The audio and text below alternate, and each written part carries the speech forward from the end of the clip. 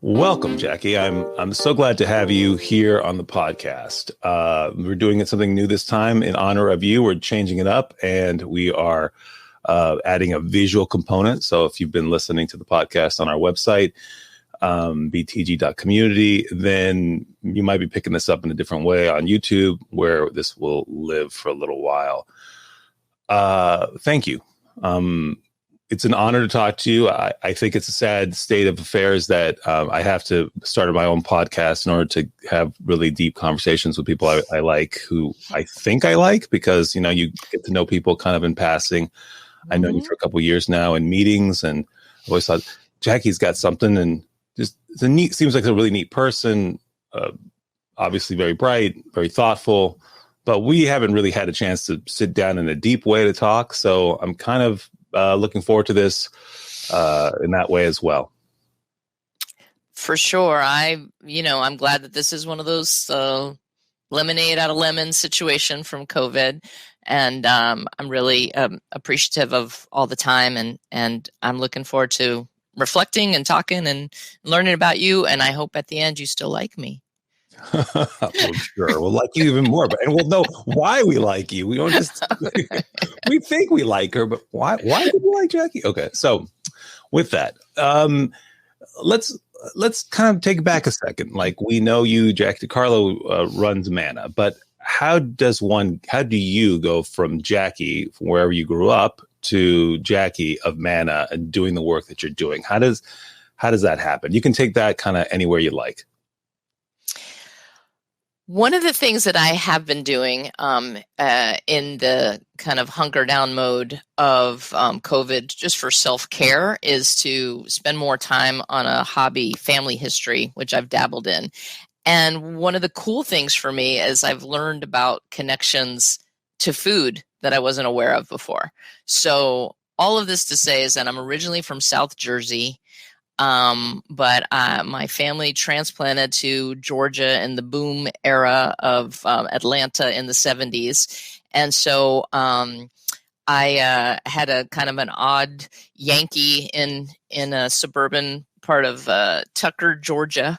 And I was on just a regular path, really, to just be who I was trying to figure out I was. Like, I'm not this and I'm not that, and who am I?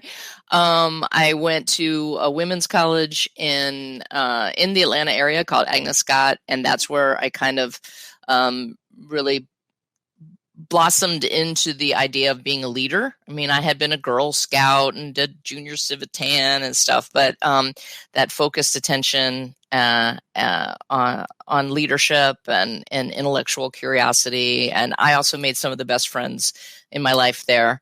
No food involved at that point yet, but I then was a school teacher for a few years. And that was because when I got to college, I was like, wow, there's a lot to learn. And I never learned this before. And so I wanted to try to help get kids excited about education. But unfortunately, and this is why I'm so admiring of teachers and the folks that you work with, is I did not stick with it. I burnt out.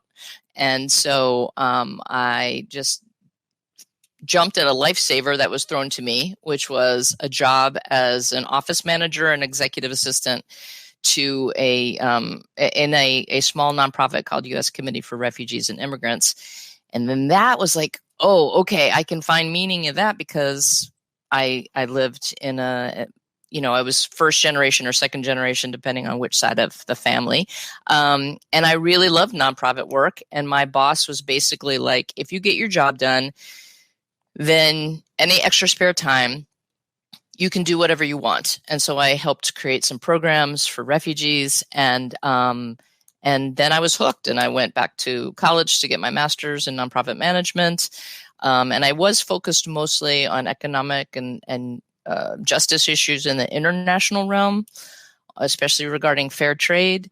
But when my spouse and I moved to Montgomery County, I realized that maybe I should take what I learned on the international scene, hopefully, and bring it to bear in my own community. And so that's how I got to Manna. I've probably left out something really important, but the neat thing for me is that I'm trying to help people get food. I'm trying to help them enjoy food. And that's where it ties back to my grandmother who owned a luncheonette in Camden, or my uncle who was a fruit vendor on the streets of Wilmington. So it feels nice and full circle, so that I can kind of honor my ancestors while I'm helping my neighbors. That's fantastic. And I guess maybe I have a couple questions rolled up into one. So one is, maybe if when you're answering this next question, if you can get at the difference between, because I know that some folks, and I've heard you talk about, food security and then food justice. So I think there's a distinction there. And to answer that question, I guess the bigger question I'd like to ask is, what does food mean to you now? And has it changed? And I know that sounds like an odd question, but I had a teacher once who said to me, so it sounded like a Zen koan, but he was like, sometimes a thing best when you lack it, when you've had it, but when you lack it, right? It makes you understand it better, right? And sometimes I know I think in preparing for this, even this morning when I was having my breakfast, I was just thinking about the thing I was eating, and on a normal day, I'm just eating it. I'm just like, I'm hungry. I'm going to go eat, right? I'm going to go make my eggs or whatever, But this morning I was thinking, what if I didn't have it, right? And I imagine you have to think this, or maybe you don't. I don't know. I don't know how you do it, but I guess if I was living constantly in pursuit of helping people have a thing that everyone should have and everyone needs to have, how would that change it for me? So I guess I'm just curious, like, what does food mean to you? Well, I think that the reflection you were having over breakfast, what it brings to mind is, Dr. King actually gave a talk once when he talked about how, before you finish breakfast, you rely on half the world, because somebody picked your coffee beans, and somebody raised the chicken that got you the eggs, and somebody, cultivated the orange that made the orange juice. So it is true that for a while now, especially when I was in the fair trade movement, which is, and I still am, but when I, made my living there, this is a movement that is focused on the people who make our food on our pantry shelves possible, and how we treat them in terms of fair wages, investment in their community, how we treat the planet, and how things are grown. And so I have had that baked into me from the time that I was a volunteer on a coffee co-op in Chiapas, Mexico, that this is really hard work, and it is work that I wouldn't want to do, but I can't live without, right? So you have a certain obligation. I could live without my coffee, but I can't. Oh, good. I'm glad that we're allowed to drink coffee on, yes, please, on this please taping.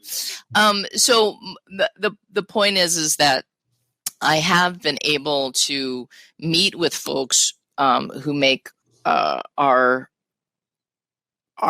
abundance in the United States and in the world. But in my life, I'm very fortunate. I have plenty of food. I also worked with farm workers in an AmeriCorps program, pesticide safety. And I know what people have, they put theirselves on the line if they're not protected by the right equipment and stuff to cultivate food. So I've just seen food at a lot of different, entry points.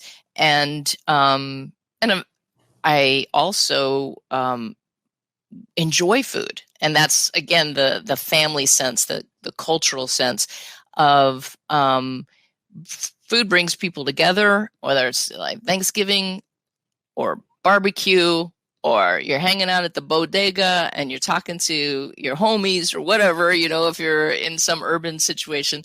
And that's the stuff that excites me. And so I'm just really fortunate because I get to work with a topic that can be so positive. It can bring people together, but it also can be so hard in the production of it. And then we live in this society, and I've certainly seen worse conditions around the world, actual malnutrition. But here in Montgomery County, we're faced with people that do not have enough of something that we have plenty of. And so that's kind of that conundrum is what is the focus of my days, is trying to fix that problem and do that alongside other members of the community. And then I'll stop there because I feel like I'm rambling. No, I'll pause and have some coffee.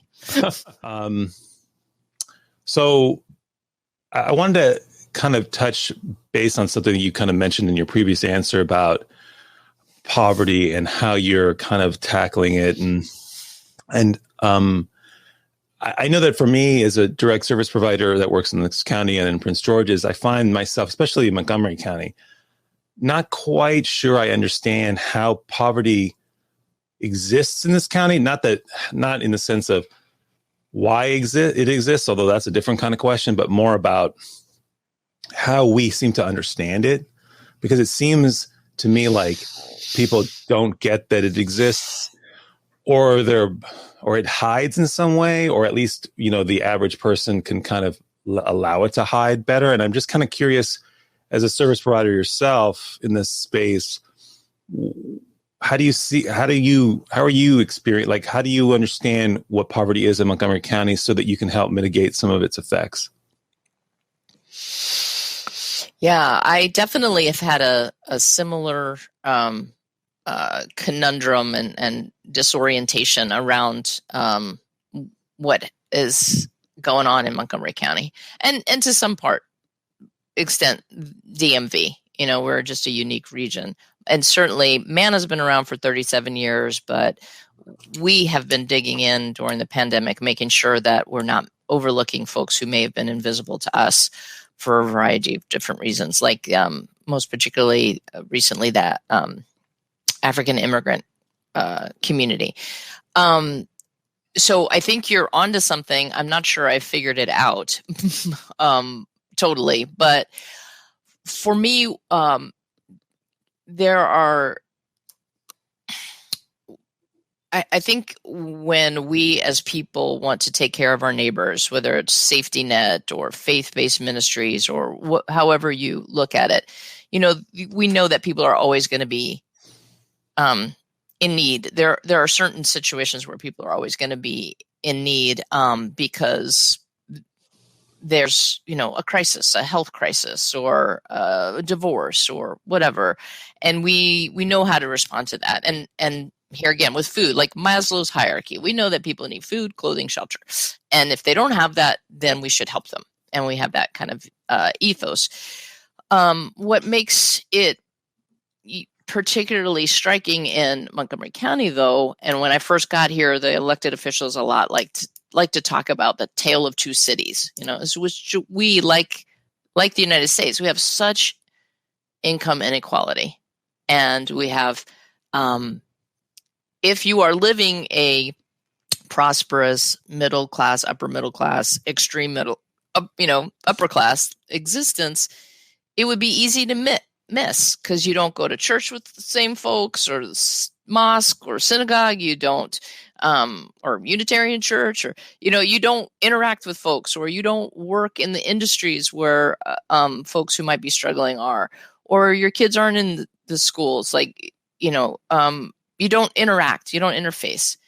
But the fact is that there are so many working people who cannot make ends meet. And, the kind of factoid I use is that my mom was a single mom.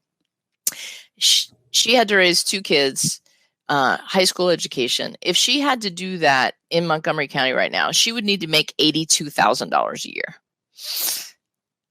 Wow. So, that's really very hard to imagine.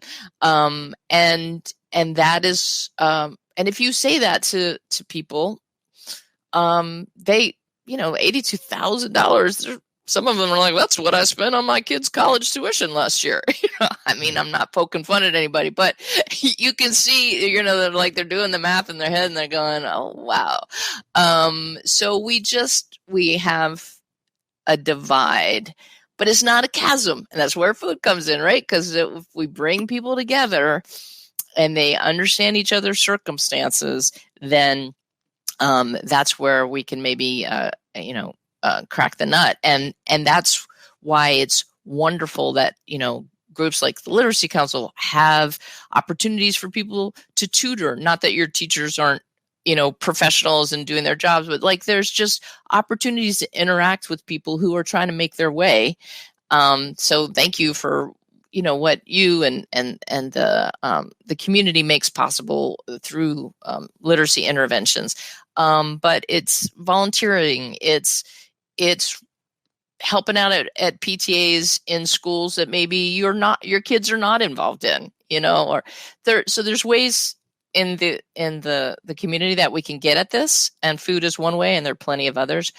But that's how I understand it, is that there are just really big gaps in the quality of life and the standard of living of folks in Montgomery County. And before the pandemic, that was about 60,000 people. Now it's considered to be about 100,000 people.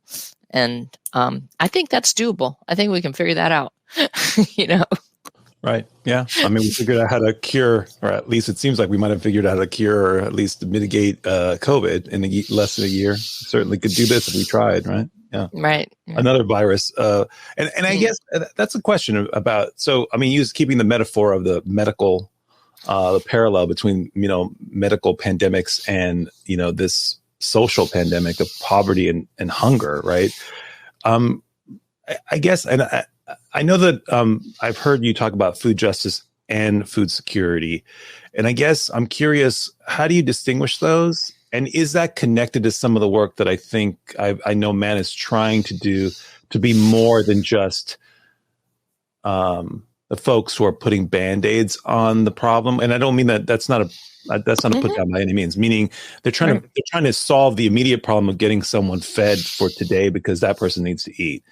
But I know that it seems like Manna is also trying to do some work in systems changing. So is that tied to this distinction that you make sometimes between food justice and food security? How does that all work?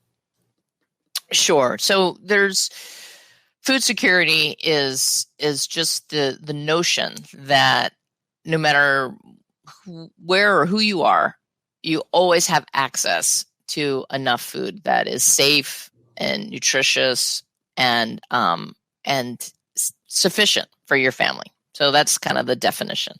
So our vision is all people at all times have access to good food and welcoming spaces, in order that they obviously are well fed as human beings, but that they can contribute to making the community a place where everybody lives in dignity. And so that's where we kind of lean toward the food justice.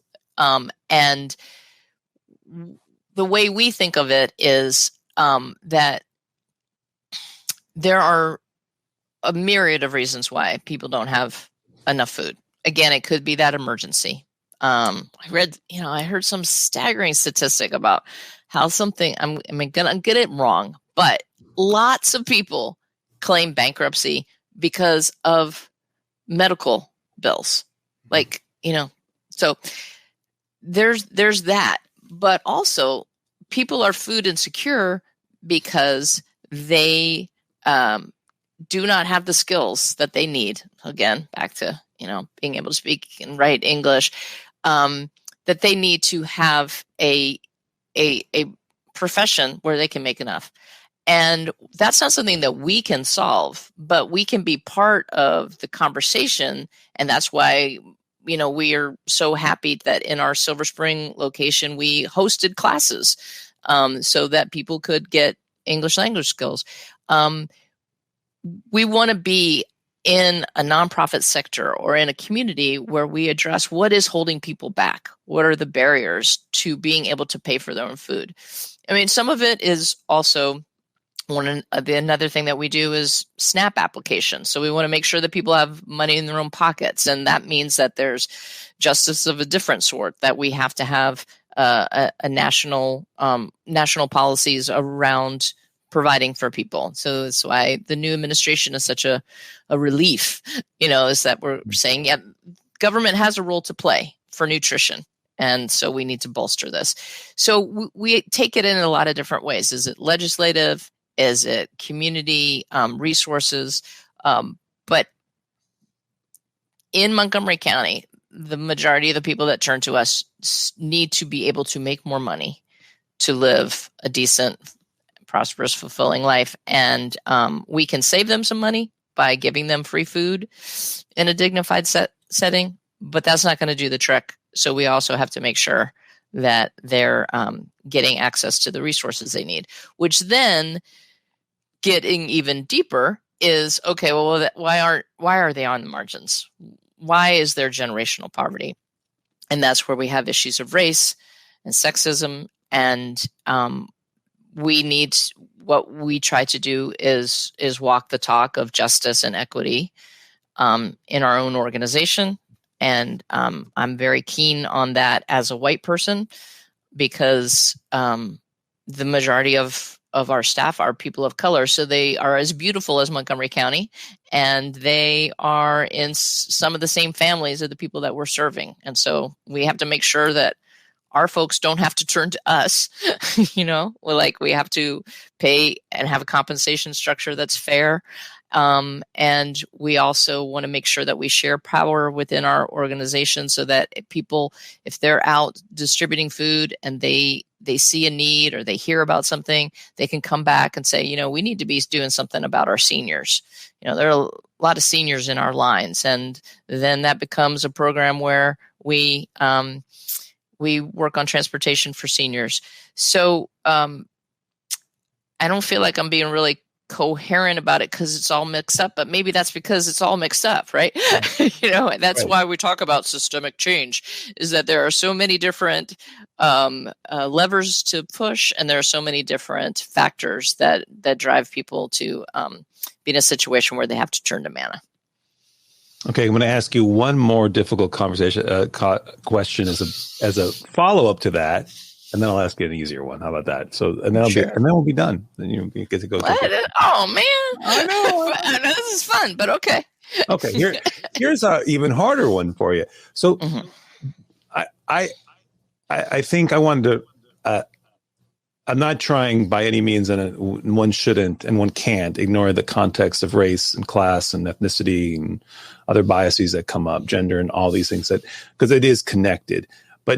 But from just a mechanic standpoint of food and economics, like why is it? How does this happen that you've got those hundreds of families in Tacoma Park in a county that has a big chunk of ag? You know what I mean? There is no food scarcity, and yet there is food scarcity. So and if you want, you can certainly bring those other topics in, but just to kind of try to bury it a little further, because it's the same thing. I think I was listening to an interview that you did, right? And you were talking about when you were younger and having moved from your Yankee roots to down south and being around some conservative Christians who thought your Catholicism at the time, when as you were raised, that you were all cannibals. I remember I laughed at myself because I had heard that same comment to me, right? But I was thinking about, again, this morning when I was thinking about breakfast and food. So you've made me think, rethink things, so thank you. But my work here is done. Yes, Yay. Right. So I'm eating my piece of toast, and I'm thinking, I'm certainly not making a stand for Catholicism, because it's not that at all. But you do kind of wonder if at some level, or maybe I just want to project this on, right? There's some wisdom to putting a very high notion of what the bread means, right? The substance is, like how important that is, right? That you put it at the level that it's God, right? Incarnate. Now, I'm not proselytizing. I'm just making the comment. These are just the things that you think about when you stop to think about something as basic as food that you just kind of take for granted because you have it. So when I was thinking that, I was thinking, okay, so we know it, right? We know it. Obviously, we all know we can't, even with the hierarchy of needs, even maybe beyond shelter. I can live under a tent if I had to, but I can't live without food or water. Why is it? What's the mechanics around poverty in at least here in this region? I don't know if you can explain that, obviously, succinctly, and I'm not, but just because I know that someone who's thought about this a lot, both internationally and domestically, what would you say is at least a starting point? What is it? What's going on there? Wow. I'm gonna well, you mentioned Catholicism, so I'll say that at one point I worked with an organization, Catholic Relief Services, and got really able to dive into Catholic social teaching, which is not unique to Catholics. It's all wisdom traditions, but it also is similar to the principles of fair trade. And so I think that the mechanics go back to what are the structures of different things and who do they benefit? So in the economic system, this is total oversimplification, but just to try to keep to tease it out. Sure. And what matters of faith or philosophy bring us down to is what is enough? When do you have enough food? So you're saying, Gabe, well, I couldn't live without food. Well, how much food do you need? And I was saying food security, safe, sufficient, nutritious. What is sufficient? And what does our culture tell us is sufficient and necessary? And they're not, and it's the old debate of what's a want and what's a need. And I'm sure you talk to your son about this. Do you really need that Nintendo or whatever? But this is what it all comes down to me, for me, is that we have to think really critically and openly, not judgmentally about ourselves, but we have to just be in a position of saying, okay, do I have enough? Or what about the way I'm living is keeping other people from living? And there was a pope that had a bumper sticker for a while, right? Live simply so that others may simply live. And that's what I'm getting at. And it is that I think we have structures that allow people to exploit one another without realizing that they're exploiting one another. And this is, again, we have some compelling things in our history: slavery, clearly exploitation. These days, putting up barriers to unionization or not paying a living wage, those kinds of things, little dicier, little more complex. But the businesses that we run or the companies that we work in, we need to look at our structures and see what about it is exploitative, that is keeping people from securing what they need. And I'm not at all pontificating like I've got it all figured out in my own life, but that's, to me, the root of it. And that's the journey that I'm going to be on forever, trying to figure it out. And I had said earlier, food wasn't involved in college, but I remember actually one of the breakthrough books that I read was Diet for a Small Planet, which is the one that says what you said, is that we have plenty of food, but how do we direct it in the right ways? And Francis Moore Lappy was basically saying, well, stop feeding food to cows, because we're wasting all that grain. That was basically her thesis. But the question, these are big questions and they're not easily solved, but we do have enough, but our definitions of enough change depending on where we're situated. And I'll stop there. I'm sure there's more, but I will dig deeper on another day. Okay.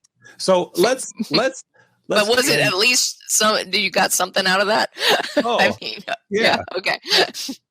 I'm not sure I was asking for, like most quote unquote philosophical questions, right? You're not necessarily asking for an answer. You're just asking to hear someone's thoughts so that you can then go find your own answers off of that. You just hear, right? We build off each other's thoughts, as it were. So I just wanted to hear a thoughtful response on that.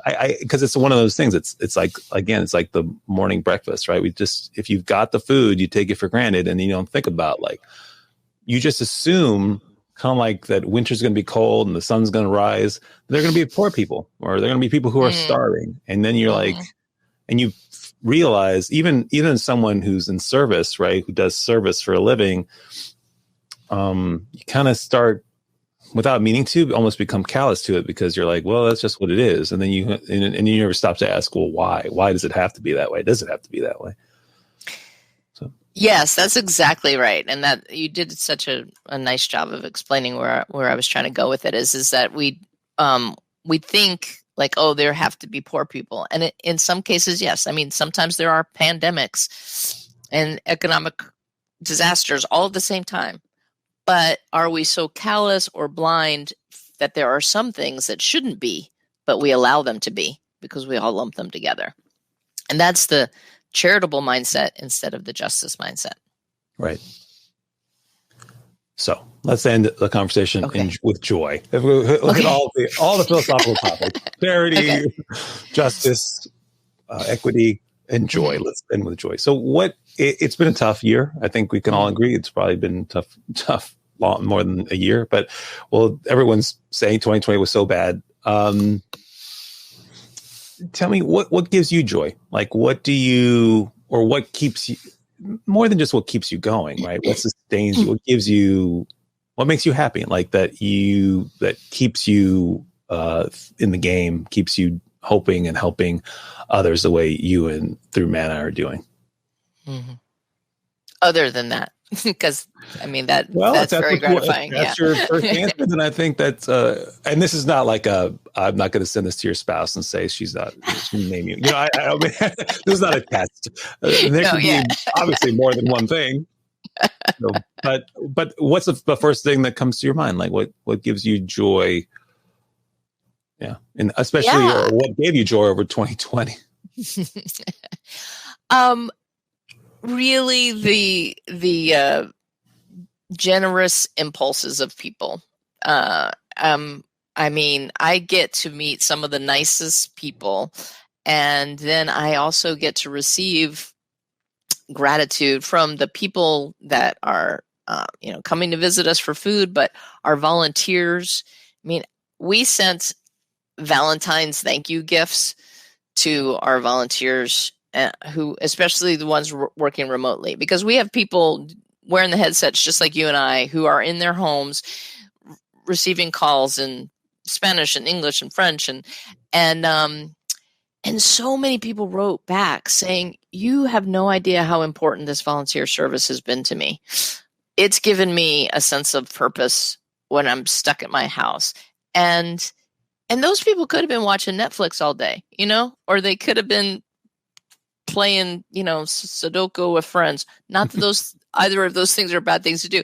But what I'm saying is, like, people wanted to make their time purposeful. And that brings me joy, because I do get callous. I do get cynical. And so it's nice to have those breath of fresh air. And then I work with the most amazing people. Manna's team is 40 or so people, and one just had a new baby boy, and he's so excited, and another's a grandma, and she's so excited, and so that whole cycle of life thing. And oh, by the way, right at the time of our recording, the daffodils and the forsythia are blooming in my little home of Kensington Heights, and so that brings me joy too. Those are all good things. Yeah. And you can throw some Sudoku in there if you can. And some coffee. Right. Well, Jackie, as I said at the outset, this is an amazing experience. Like I said, it's sometimes sad that I've known you for a couple of years, and it took me to start a podcast to have a chance to get to chat with you at a deeper level and get to know you better. But my suspicions are right. You are very likable, and okay, we are glad to have you around the county, and I am glad to know you. So thank you for being part of BTG Pod, and we'll look for you soon. I know you're going to be you're our community leader of the year this year. So we'll be talking to you in that setting soon. So thanks again for everything. Thanks again for making the time. Oh, it was really wonderful, and I look forward to more conversations, even if they're not recorded. So I get to know you better too, Gabe. Appreciate it. Be well. All right.